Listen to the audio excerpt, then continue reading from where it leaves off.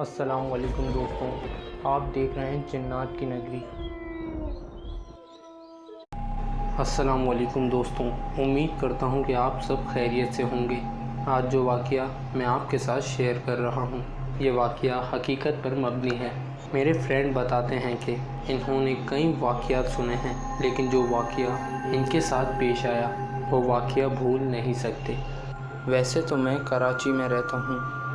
मेरे रिश्तेदार ज़्यादातर इंटीरियर सिंध में रहते हैं। यहाँ जॉब करने के साथ साथ मेरा बिज़नेस इंटीरियर सिंध में भी है, जिसके लिए मैं हर साल कुछ महीनों के लिए वहाँ जाता हूँ और अपने सामान को गांव से शहर में सप्लाई करता हूँ। वैसे तो सारा साल मेरे कज़न इस काम को देखते हैं, लेकिन सप्लाई करने के लिए मुझे खुद वहाँ जाना पड़ता है। मैं शहर में ही रहने का इंतज़ाम करता हूँ। मैं सुबह गांव जाकर सारा काम करता हूँ और फिर रात को वापस शहर आ जाता हूँ। गांव से शहर तक का पैदल रास्ता तकरीबन 1 से 1.5 घंटे का है और मैं अक्सर काम ख़त्म करने के बाद वापसी में वॉक करके ही आता हूँ। इस रोज़ पूरे दिन का काम करने के बाद 11 बजे मैं अपने घर की तरफ निकल पड़ा। चाँद की रोशनी से पूरा रोड रोशन था। रास्ते में दोनों तरफ झाड़ियाँ और बड़े बड़े दरख्त थे और दूर दूर तक कोई घर ना था। शहर की तरफ जो सड़क जाती है वह बहुत ऊंची नीची है और दोनों तरफ से कीड़े मकोड़ों का शोर बहुत ज़्यादा होता है और रात के सन्नाटे में अजीब सी कैफियत तारी हो जाती है। पैदल घर जाने में मुझे 1 से 1.5 घंटा लग जाता है। मैं अक्सर किसी न किसी को कॉल कर लेता हूँ या कुछ न कुछ सुन लेता हूँ, तो वक्त गुज़र जाता है।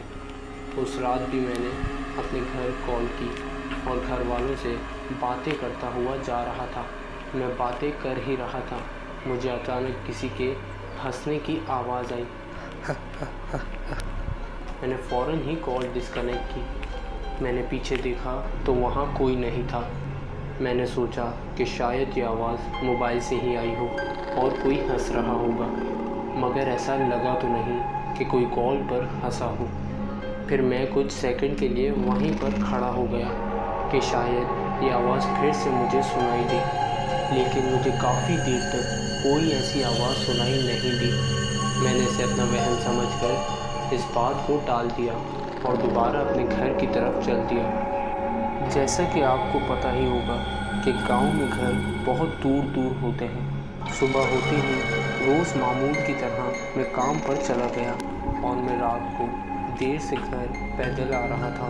रास्ते में पत्थरों को मैं किक करता हुआ जा रहा था। जैसे ही मैंने एक पत्थर को किक की, वो पत्थर दूर जाकर एक दरख्त के पास गिरा।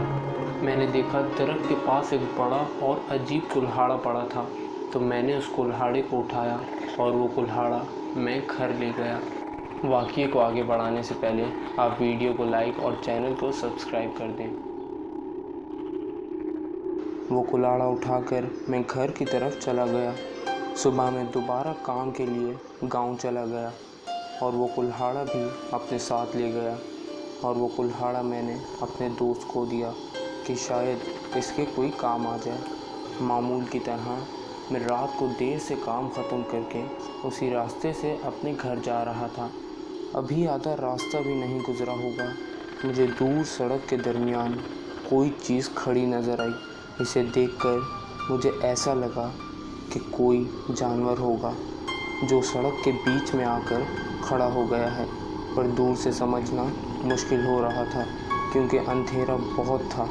जैसे ही मैं इसके करीब पहुंचने लगा, वो वहां से भागकर झाड़ियों में गायब हो गया। पर मुझे मालूम नहीं था जिसे मैं जानवर समझ रहा हूँ वो कुछ और है। मैं आगे बढ़ता गया।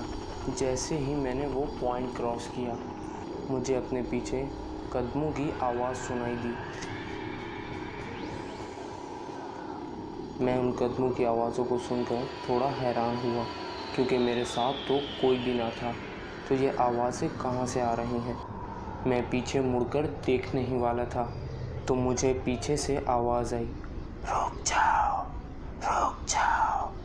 मैं पीछे मुड़ा तो मैंने देखा सड़क के बीच में एक लंबा अजीबोगरीब आदमी खड़ा है जिसके लंबे लंबे बाल थे और उसने काला लिबास ज़ेर तन किया हुआ था।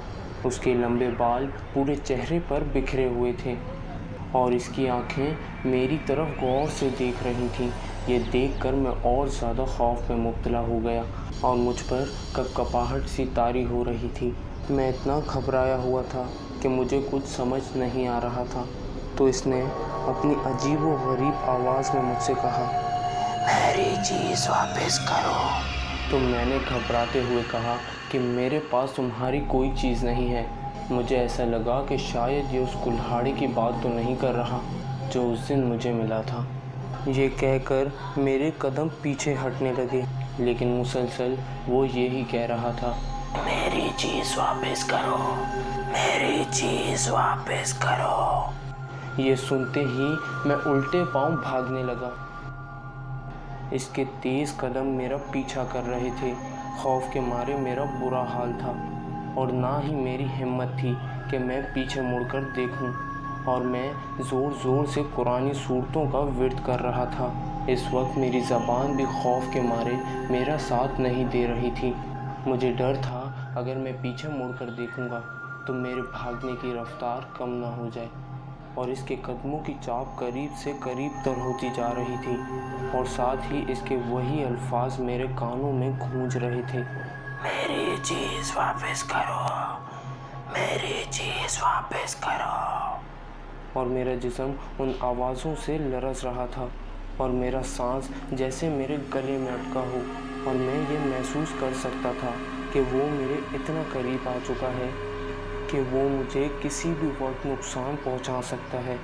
और फिर उसी लम्हे सामने से एक चमकती हुई रोशनी मेरे चेहरे पर पड़ी और मैं ज़ोर ज़ोर से चिल्लाकर गाड़ी को रोकने लगा और गाड़ी रुक गई। तब मैंने पीछे मुड़कर देखा तो वहाँ कोई भी ना था और ऐसा महसूस हो रहा था कि इस सड़क पर इससे पहले कोई मौजूद ही नहीं था।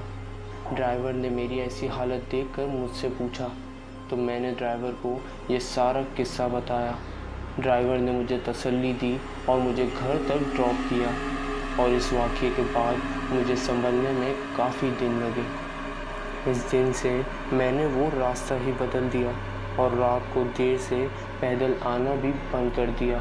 इस वाक़ये से हमें ये भी सीखने को मिला है कि ऐसी सुनसान और ख़ाली जगहों पर पड़ी कोई भी चीज़ हमारी सोच से ज़्यादा ख़तरनाक हो सकती है या उसमें आसेब का असर भी हो सकता है और इसके ज़ेरे असर होने के बाद बहुत ही कम इंसान हैं जो महफूज रहते हैं। हमें ऐसी वीरान जगहों से गुज़रते वक्त हमें हर वक्त कुरानी आयात का विर्द करना चाहिए ताकि हम सब अल्लाह के अमान में रहें। अगर आप चैनल पर नए हैं तो हमारे चैनल को सब्सक्राइब करना मत भूलिएगा और बेल आइकन को ज़रूर प्रेस कर दें ताकि हर न्यू आने वाली वीडियो का नोटिफिकेशन आपको सबसे पहले मिल जाए। Thank you for watching.